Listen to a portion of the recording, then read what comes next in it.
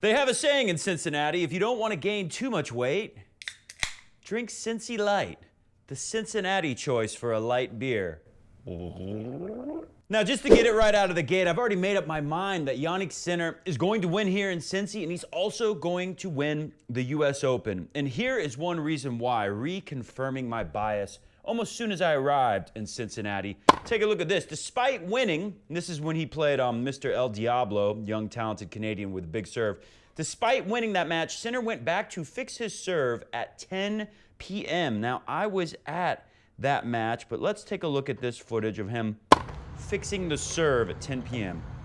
Look at it. So he indeed was out there. We have confirmed with the footage. Now, with that said, and you guys might think that I like Sinner better than Alcaraz over the years, but I have determined one thing is for sure. It is more fun to be in the stands at the tournament and watch Alcaraz than it is Sinner. I can say that for sure. I've seen them before, but I got to see them both within a 3-day period this week. And let's look at some footage from the two matches, and you tell me what you think seems more exciting of a match. Of course, he's playing a big server here. It's a different kind of matchup, but let's roll with El Diablo and unique Jannik Sinner. Fought that off. And look, there's a big hammer. He's coming in with that low backhand that he hits deep and fast and puts away a nice volley. Very nice, very nice. You got to see the big hammer forehand. You got to see how Sinner, when he gets a short ball, even if it's lower than the height of the net, he'll hit a two-hand backhand that puts it deep in the court. The guy is like impossible to beat when he does stuff like that. Even has hands at the net now. But let's look at Alcaraz. I did have a much better seat for this match, so don't let that affect your decision on who's more exciting of a player to watch. Oh my gosh, he's everywhere. Okay, it was a great point. A little more exciting though, right? Let's go back to Sinner. This time, I'm using my friend Marie-Francois. She had a much better seat than me at the match. So let's take that whole I got a bad seat far away, and then Alcaraz, I got a good seat up close. Let's take that out of the equation. Let's look close up at the Sinner game. Big serve. That's big. And one of the things in this match was that you noticed jumping for the backhand like that. You notice that Sinner doesn't have to, at least against El Diablo, he doesn't have to go for his biggest shots, although he did rev some up in the match, which was indeed exciting. Now let's go back to Alcaraz, nice and close. Ooh, a little variety, that's what I like. Let's throw some slices in. And then rip one. That's sliding. That's you sliding. Oh, yeah. Okay. Oh, yeah, indeed. Do comment below. Who is more exciting to watch? I might like Sinner better in some ways, but being here and seeing these guys up close and personal, my vote is Carlos Alcaraz, more fun to watch. Welcome to Coffee Break Tennis, live from Cincinnati, drinking CINCI Light beer. My neighbor up above in this Airbnb hopefully is not home right now, because we get loud doing Coffee Break Tennis. We're going to look at a lot of footage today because I took a lot of footage in the matches. We're going to look at some of the things that Carlos Alcaraz has on offer. But first, let's look at how Sinner did it a little boring and escaped some danger with El Diablo in that second set. And before we get into that, though, let's look at how technology is ruining the sport of tennis. Now, you may have noticed all the boards behind the players, you know, when you hit a big serve and it's out and the player lets it go, bounces off the wall. We've been seeing that in years for tennis, right? Well, now it bounces off basically a giant LED flat screen TV. And no surprise, these things malfunction every year. Take a look. What's taking so long? Ladies and gentlemen, with the issue of the LED board. Every year, freaking LED boards. So you can hear me talking to Bhaskar and Peter and saying every year this freaking happens. Now I have a theory on why it happens. Take a look. Missed the serve, and you know, he doesn't have the biggest serve. Let's look at Zverev and Kachanov from last night. Oh! Now, I'm just wondering, is it possible that hitting 120, 130 mile an hour serves at these LED TV screens hundreds of times throughout a tournament, is it possible that that's why these things do often malfunction? We've seen it at other tournaments, and I swear I've seen it here more than once in all the years I've been coming to Cincinnati. Of course, only in the last few years have we had these LED screens. All right. This is probably my biggest victory I've ever had in a tennis tournament. You know, sometimes the crowd feels like they can affect the outcome of a match by how they cheer so hard for their favorite players, perhaps. Well, I don't know if this has ever been done before. Maybe I made a little histoire, but I had a major victory when I cheered for them to turn off the stupid LED screens. Here we go. Whoa! They just stopped, for a little context. Whoa! They just stopped in the middle Turn of the it point. off!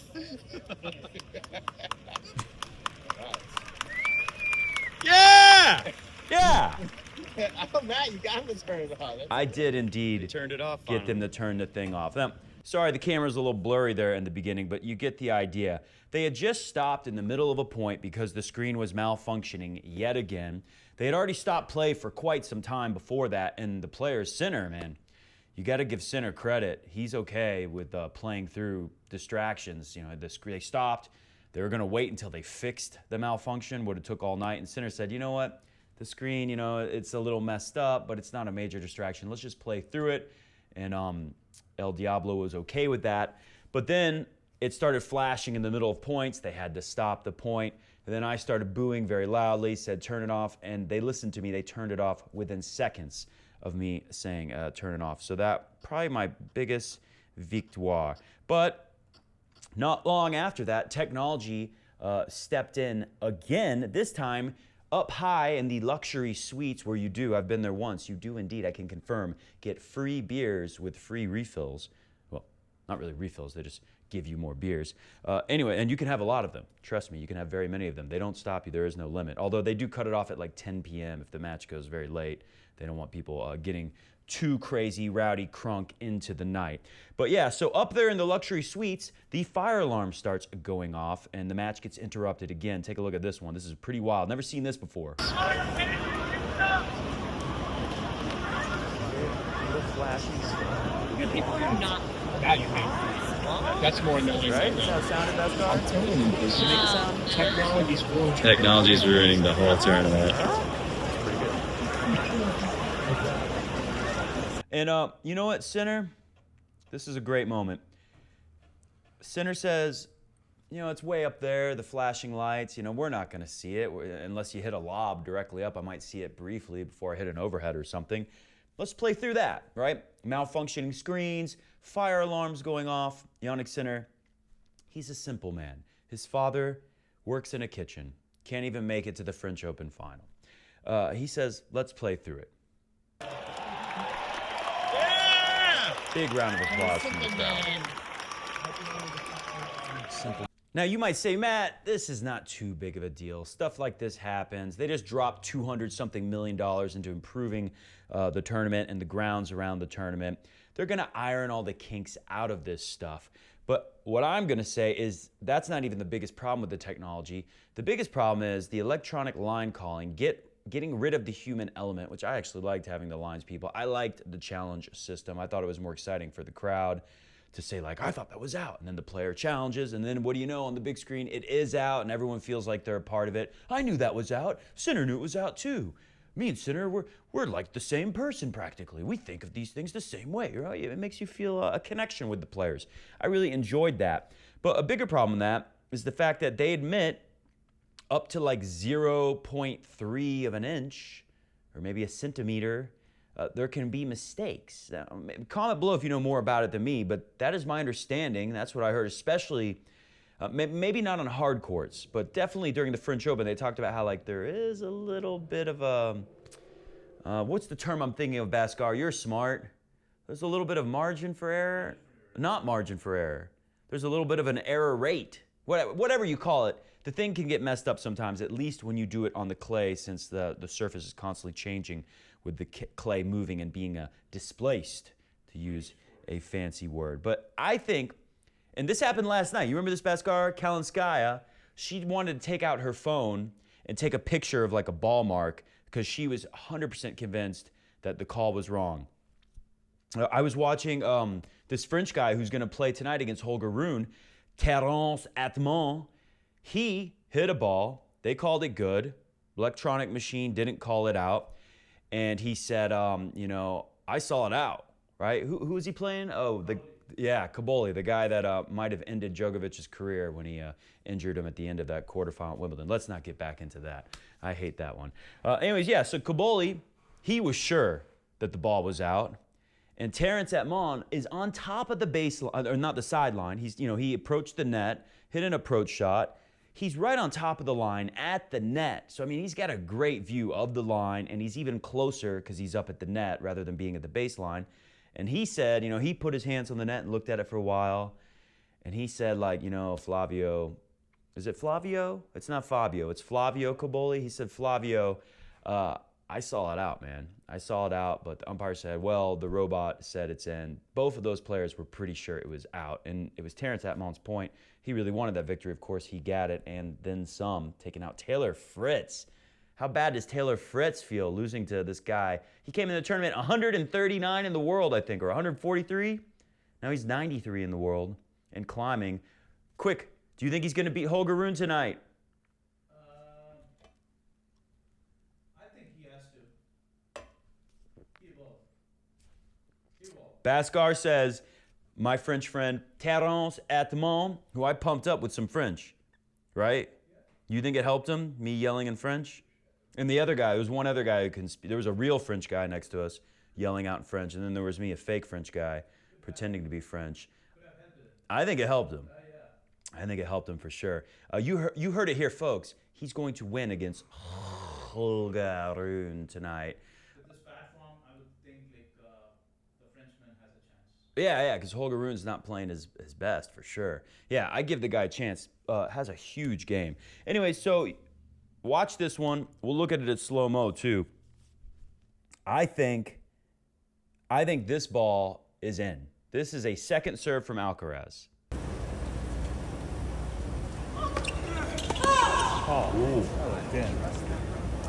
You hear Pete in the background. I don't trust that robot. Let's just go frame by frame. Here's the moment it bounces. It's hard to tell. It's on the line. Is it floating above the line as it goes out? Or is it indeed compressing? The very next frame, it's bouncing up. So that might be the moment of the bounce. To me, it looks like it's on the line. Kalinskaya last night wanted to take her phone out and take a picture to confirm what she knew was a bad call. And they warned her. I think her coach maybe was the one that warned her. I went outside during this match. We weren't sitting down when it happened, but we heard about it.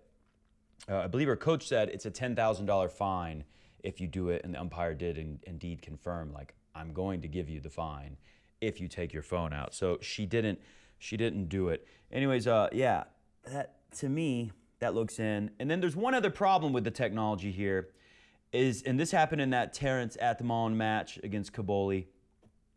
Sometimes, and you've seen it before in other tournaments, I'm sure, sometimes they're playing a great point, and then all of a sudden the machine just goes, out, out, out. Just randomly, I'll do one. Sometimes I hear it do a 2 or 3, and they're like, okay, sorry, folks, we must replay the point due to a technological difficulty. In Canada, who was playing in Canada? Do you remember that? Was it Fritzy playing somebody, catching on? You don't remember? I don't know, but I heard the same thing happened. They were playing. The machine went down. We don't have lines people. We fired all of them. And they had to go back into the locker room for 30 minutes while they figured it out, and then they came back out to finish the match. So, I don't love it, and there are obviously problems with the machines. So we go back to Yannick Sinner, and you'll see the screens are all still blacked out, thanks to moi. We go back to Sinner, and this is one of the things that makes Sinner so special. El Diallo, he's young, he's inexperienced, but he had set point. He had chances, a real chance to take this thing to 3 sets. And here's the moment that he comes up with a big serve down the tee, and Sinner on the full stretch, very Joker-like, not as exciting as Fed or Alcaraz or even Rafa, but long arms, excellent reach, incredible return, and the ability to lock in. We saw last night with Alcaraz, he almost blew that second set just because he unlocked. You know, some people say, I heard a guy saying, oh, Alcaraz is just a random guy maybe behind us. I can't remember when, but I heard someone talking about it, said, it looked like Alcaraz just got bored out there and wanted to try some fancy shots and then almost blew the second set. That doesn't happen with Sinner. Sinner locks in for this one, and he's like, you know what? I'm going to win this tiebreak and get out of here right now. On the full stretch, very Joker-like, flicks that thing back to Diallo's feet. First serve on the tee with a set point. You just don't expect to lose it like that. When a ball like that comes back at you, and deep too at your feet, like it's just shocking, and then of course you miss it. Very frustrating. Here we are now, I believe 7-all in the tiebreak. He's lost his chance to win it now. I know. Yeah, I think that was 7-6. Yeah, I think I zoom into the scoreboard here so we can see exactly what the score is. Okay, that was 6-all. Sorry, so he had a set point at 6-5. Then he had a chance to get to 7-6 and have another set point on Sinner's serve on return for Diallo. And then now we are set point for Sinner instead. Here we go, there's the win. Now, we're going to cut to Marie Francois' footage, since she had the really nice seats. And those just go to show you, right there, you see that victory from Sinner on match point. It pays to have the nice seats because all the way up there, we didn't notice the emotion from Sinner yelling out in the moment of victory. You can see it, though, when you're in the front row right behind him. Same point, different angle, nicer seat.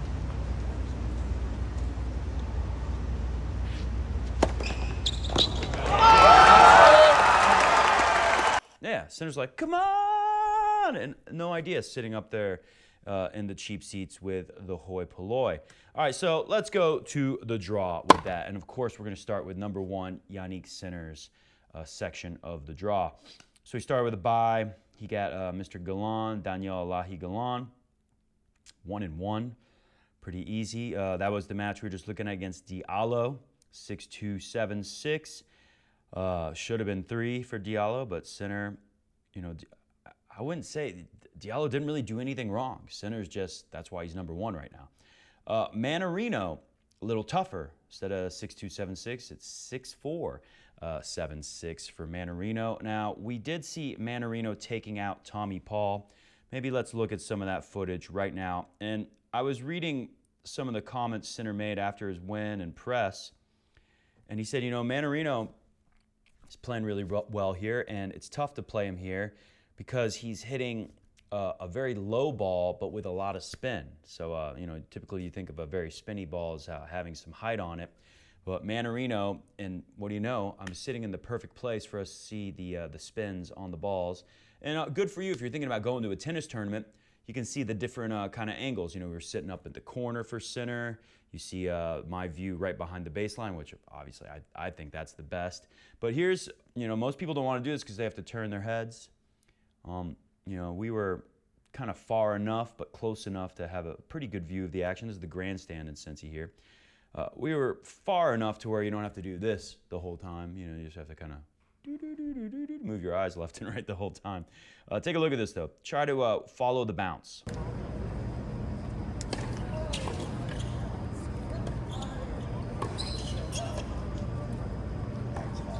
And Tommy Paul, not the highest, he didn't hit the highest ball on tour, but it definitely does look higher to me than the Mannarino ball. There's a high one because it's a lob.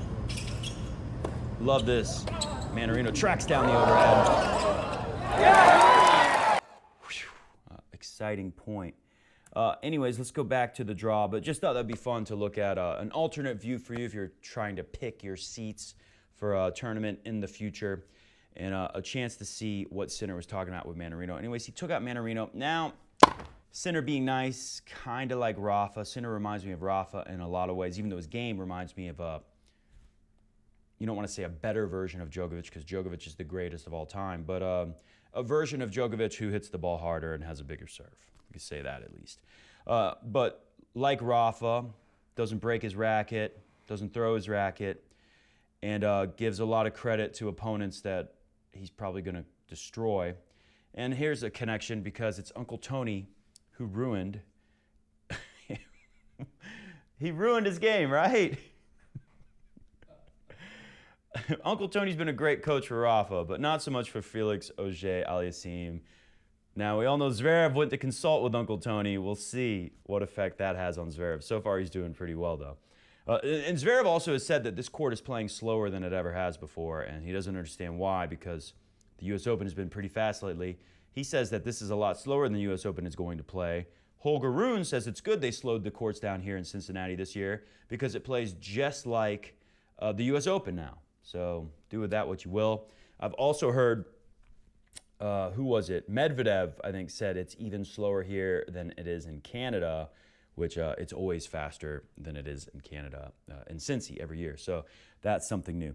Anyway, Sinner, much like Rafa Nadal, said it's going to be really hard to beat Felix. I've never beat him. He hasn't played him since he became the Sinner that we now have today. And he said, you know, it's going to be really hard to beat Felix when Felix serves well, because that can be an issue sometimes. He's very hard to beat, and Felix is good on hard courts, blah, blah, blah. So he's got him tonight. And what do you think? 2 sets or 3 sets for Sinner over Felix Auger-Aliassime tonight? Straight sets, yeah. I'm going to go 2 sets, maybe 3. It could happen. Tony's still in his mind. Tony's still in his mind. Yeah, Felix was going up, up, up, up, and then he worked with Uncle Tony. And he went down, down, down, down, and he's just kind of been the same with little ups, but mostly staying down low where he's been for a while now. Look at Felix's path here. Took out Etcheverry. Didn't even have to play Casper Ruud because Casper Ruud went down to Arthur Rinderknecht. Felix took out Arthur Rinderknecht with retirement. I heard Rinderknecht was like throwing up and then fainted from the heat. It's been pretty hot here, but me and Bhaskar wouldn't know because we only go to the night sessions, and during the day sessions, we hit indoors when I'm not helping Pete with the clinic. We've been hitting indoor with air condition. Very nice, the club at Harper's Point, my favorite tennis club in the world. Anyway, so he took out Rinderknecht, took out Bonzi, who took out Tsitsipas and Musetti. Bonzi likes to ruin the hopes and dreams of one-handed backhand players. And we were hoping to see Musetti this year, but no, didn't get to see him because Bonzi took him out in the first round. We did see Tsitsipas, and yeah, Tsitsipas is in a real slump, much like Medvedev. It's going to be interesting to see what happens to these guys. I've already heard people saying it's over for Tsitsipas. He'll never be top 10 again. And now we're even starting to hear some people say, like, what about Medvedev? Is he going to be top 10 again when he falls out? Anyway, so that'll be interesting. Medvedev, he stuck his head in the refrigerator during his match because it was so hot. He had to play during a tough time. You know, it'd be nicer if these guys got night matches and didn't have to deal with all that for sure. So we look at the bottom section of the top half of the draw, and Borna Coric, who won this tournament, less than 10 years ago, he goes out first round. Shame for him. He's, at the time, when he had been in the top 10 for a bit and he dropped out, I wonder if people were saying, I don't recall, maybe they were saying back then, this guy's never going to be in the top 10 again. Well, it certainly looks like that is the deal. That's the deal now. Anyway, so yeah, he went out pretty quick to a qualifier. Fritz took out the qualifier Nava 4-4. Fritz took out Lorenzo Sonego 6-7-6, 7-5. And then he gets to our French guy who took out Caboli 6-4, 3-6, 7-6. That was the best match I've seen in a while. That was front row. I have footage from that match, but I didn't load it up. I had so much footage to go through with Alcaraz and Sinner for you. But then he took out Yo-Yo Fonseca, pretty easy, 6-3, 6-4. Then he took out Fritz in 3-6, 7-5, 6-3. Now he goes up against Holger Rune. Let's look at Holger Rune's path. Came through Safulin, 7-5, 7-6. That guy is good on indoor courts or faster hard courts. Maybe it helped that it was a little slower here for Holger. Took out Mickelson, 7-6, 6-3, close matches. Easy time with TFO, but TFO is dealing with some kind of injury. And now he's got Tanos at Mon. I'll just tell you right out the gate, I didn't see that Mickelson match. He can play a big game. Terence Atman is playing really well. If you don't know this French guy, he's got a huge game, and he's a lefty. So I think it will be tricky. He's got a really big serve, and he's got a really big forehand. He was fun to watch. I'm hoping he wins tonight. I think this guy deserves a breakthrough. I've seen him a little bit before, but this is the first time I really got to know our French friend Terence Atmont, who the umpire in that Kaboli match, she was like Adamani. She couldn't say his name at all. So we go to the bottom half of the draw. Ben Shelton is now a Masters 1000 champion. He'd love to double up, but I think that would be unlikely. Took out Kachanov. Kachanov is not going to double up with 2 finals back-to-back because he lost last night to Zverev. Competitive first set, although Kachanov playing really bad. Tons of unforced errors. Kind of amazing that the first set was so close. And then the second set, he went down 3-0 right away. Pete said, if it's down 3-0, let's go get Skyline Chili. And we surrendered our nice seat. We went to get the Skyline Chili, and then we heard that Kachanov retired. So we beat everyone out of the stadium and saw all the tennis that was on offer in that second set. Anyways, so Ben Shelton came through Kachanov in that final. Didn't have to play Ki Nishikori. He got beat 7-5, 6-3 in the first round. Shelton takes out Carabelli with a retirement. Maybe the guy couldn't deal with the heat, didn't see that one. 7-6, 6-3, tricky match. I didn't see it, but I heard a little bit about it with Batista Agut. Batista Agut had taken out Scam Norrie 6-4, 6-3. Yuri Lehechka, what the Lehecka? I was watching him in Canada a little bit, and I've always liked his game. I think he's pretty good. I would go Shelton, wouldn't you, over Lehechka? I give it to Lehechka. If he plays like the way he played against Medvedev last year here. Yeah, you're right. He was good here last year, too. The court's slower, though. That might favor Shelton because Shelton's got more firepower. But I could see that being a tough match. I could see that going 3, but I'm going to go with Ben Shelton on that one. Kachanov is out now. 3-3 over Jensen Brooksby. People might have thought that would be closer for sure. Zverev is probably, yeah, so it's going to be, well, Shelton and Zverev have to, I don't think they play, they'll have to play tomorrow. So Shelton is the last, it's like, we got quarterfinals today, but Shelton's still doing his round of 16. Probably because there's been a lot of rain the last few days. Anyways, oh yeah, put the footage of when Zverev was about to serve the match. We were sitting really close. That was a cool match. Anyways, Zverev was about to serve the match out, and then I asked him. They took him. All of a sudden, they said, "I've never heard this before." They said, "Evacuate the stadium. Fans, calmly evacuate the stadium due to an approaching storm." And Zverev was on his way out. We were sitting right by the stairs where they leave the grandstand, and I said, "Was gibt's, Sasha?" Which is like, "What's up? What's going on?" And he said something back to me, maybe in German, maybe in English. I'm not sure. It was hard to hear. But then I saw a bunch of other people by the railing, because a lot of people go to CINCI before they know where the players enter and exit. So they get up on the railings like, "Sasha, what's going on? You know, why can't you?" I heard one person yelling like, "Can't you just give us one more game? Can't you play one more game, Sasha, and serve it out?" Because he was up 6-4, 5-4, about to serve the match out. And Sasha said, like, absolutely genius decision from these guys. But it turned out it was a genius decision because in less than like 2 or 3 minutes, this happened.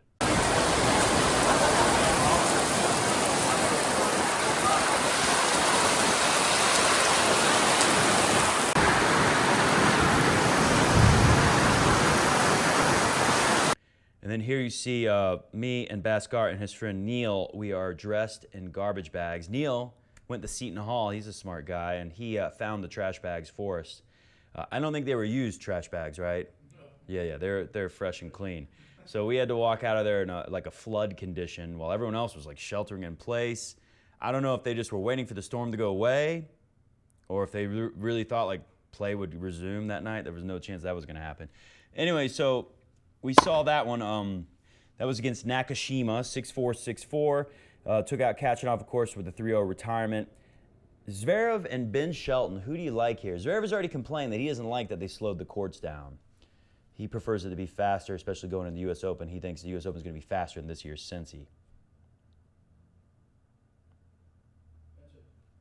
Yeah, Ben Shelton over Zverev. I'm going to go Zverev over Ben Shelton. Am I crazy? I don't know. It's just what I'm feeling. I feel like Zverev, I don't know. I just think it's going to be hard. He's young. I don't think like Ben Shelton is so exhausted from winning in Canada. I mean, obviously the upset potential would have been earlier coming over late to CINCI.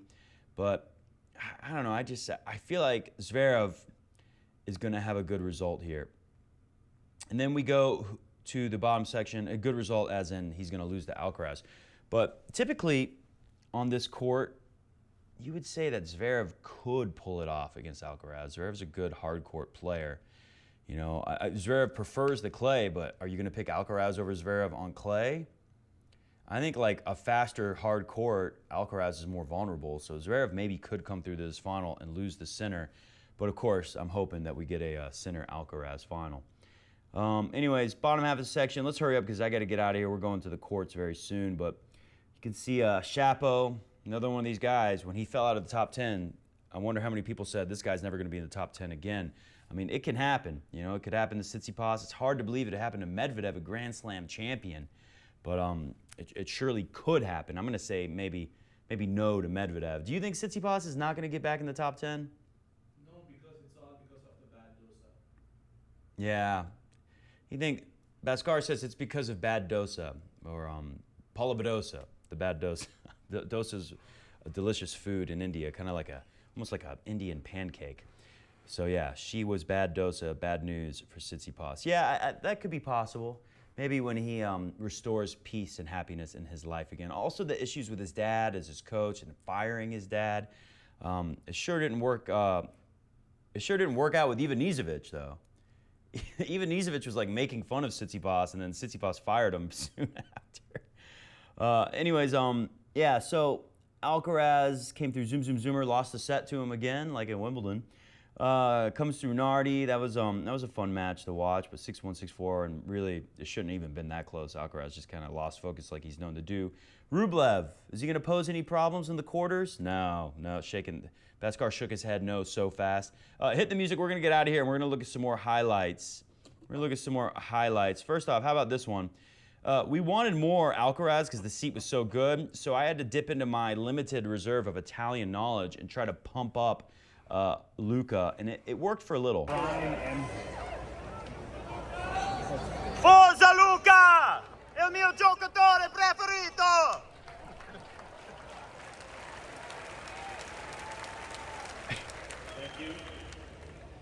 And then, you know, I think this was this a break point here? Yeah, this is a break point at like 4-all. And he comes up with that. Yeah, indeed. But not long later, I think this is another game point, or is this break point against him?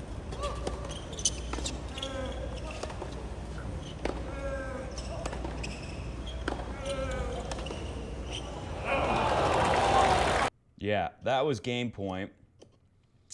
And then, yeah, skip the deuce point, go to game point. He doesn't get it. Now it's break point.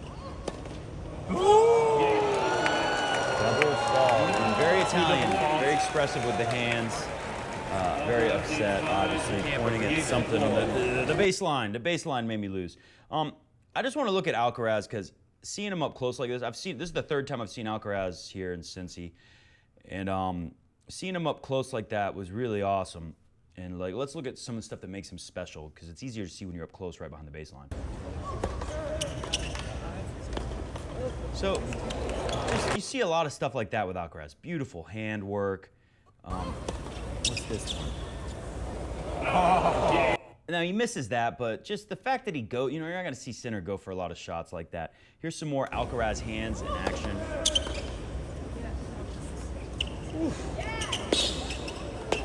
Ooh, nice finish with the movement at net. And I love seeing him hold the forehand and then switch. You know, I started doing that in my game, actually. It's helped me a lot because a lot of times my forehand drop shot especially is not good enough to win. And guys on tour are so fast now, it's hard to win with a good drop shot. But if you sell it here and really make people think you're about to hit a forehand, especially if you have a pretty big forehand, they back up a little, and then you just flip the grip, kind of, you know, you normally change your grip like this, but you got the racket in there and a forehand grip, and then kind of throw it and spin it really quick and catch it there and whoosh, hit that little forehand drop. So effective. A lot of guys are doing it on tour now, but I feel like, you know, it's not like Alcaraz invented that, but he's made it very popular on tour. Here's some more hand skills from Alcaraz. A little variety too. I just love that one because you can see that like natural, if we watch it kind of in slow-mo here, that natural cut he puts You know, it's not a drop shot, it's actually a deep volley, but he put some extra slice on it to keep it low in the corner. Very effective. Here is the movement of Alcaraz. Let's take a look at some of the movement skills here.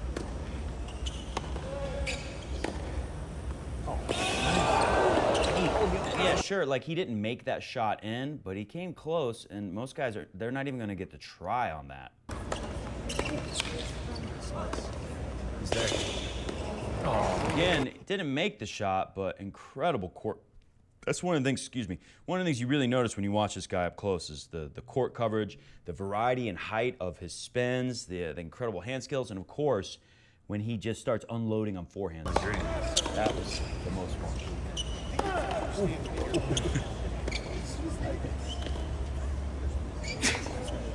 Someone sneezed, sorry for that, Gesundheit. So yeah, that was pretty nice. Let's look at him unloading on another forehand here. High, deep return. Safe, high backhand from behind the baseline. A little slice, kind of Federer-esque there. Gets that slice of forehand, gets the ball to sit up low. Then again, doesn't win the point, but like, you know, maybe Sinner would have won it. But and hit the music. We're definitely getting out of here soon. Maybe Sinner would have won that, but it was exciting. It was fun to watch. Like another high, deep ball. Same right there. Went into defensive position. And that one is kind of like he unloaded, and he also put a lot of height on it, even though he missed it. This is all parts of the match where he was kind of blowing his lead in the second set.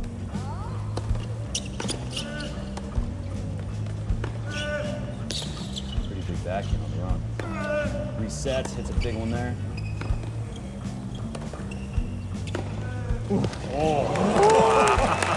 Wow. I mean, just reliving this from last night is awesome. All right, here's another one. Here, let's just look at a little bit of variety. Look at the different heights of the ball that Alcaraz hits. Pretty high and heavy, deep right there. A little lower, a little flatter, penetrating. Okay, and again, he missed that one, but very loopy ball. He looped over to the forehand, trying to get a different kind of, you know, short response out of the opponent. One more.